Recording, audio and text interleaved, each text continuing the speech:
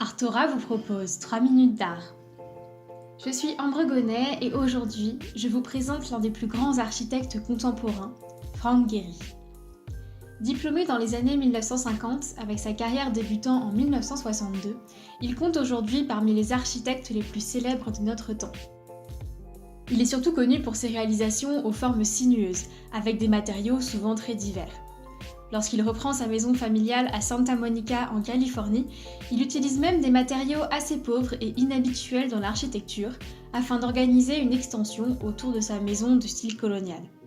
Du métal, des contreplaqués, des clôtures à mailles métalliques et de l'acier ondulé autour d'une ossature en bois. Il est l'un des grands représentants de l'architecture déconstructiviste et fait éclater l'objet architectural dans chacune de ses réalisations, produisant des formes chaotiques. Au contraire de l'architecture moderniste, l'architecture déconstructiviste prône le fait que la forme et la fonction d'un bâtiment ne sont pas liées et que le design architectural ne doit pas nécessairement être efficace. Souvent, ces réalisations sont urbaines et entament un dialogue avec la ville qui les entoure. Selon ses propres dires, il construit des édifices empreints d'un mouvement, d'un sentiment qui vise à donner un peu plus de couleur à des villes souvent très froides, plates et modernistes.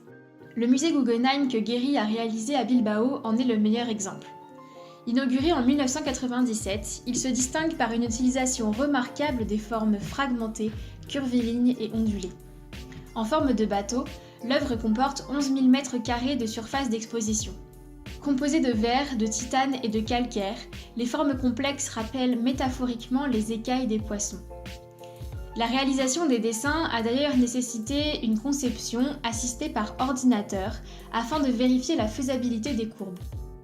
Véritable succès planétaire, l'œuvre architecturale est devenue un modèle de développement urbain et a conféré à Frank Gehry une notoriété internationale immédiate. Le succès du monument auprès du public est tel que les chercheurs ont surnommé l'impact de la construction de l'édifice sur le public effet Bilbao. Pour chaque construction, il s'imprègne de son environnement, tout en conservant son propre style. Pour la maison dansante de Prague, on retrouve une tour à l'angle du bâtiment, caractéristique de la ville. Et pour la fondation Louis Vuitton à Paris, au sein du jardin d'acclimatation, il conçoit une structure en verre, inspirée du Grand Palais, ainsi que des serres du jardin d'acclimatation.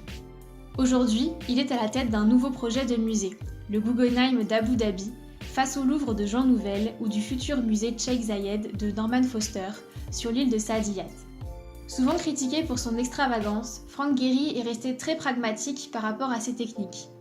Soucieux de l'environnement, de l'harmonie entre un immeuble, une ville et ses habitants, Frank Gehry est une inspiration pour beaucoup de jeunes architectes. À bientôt!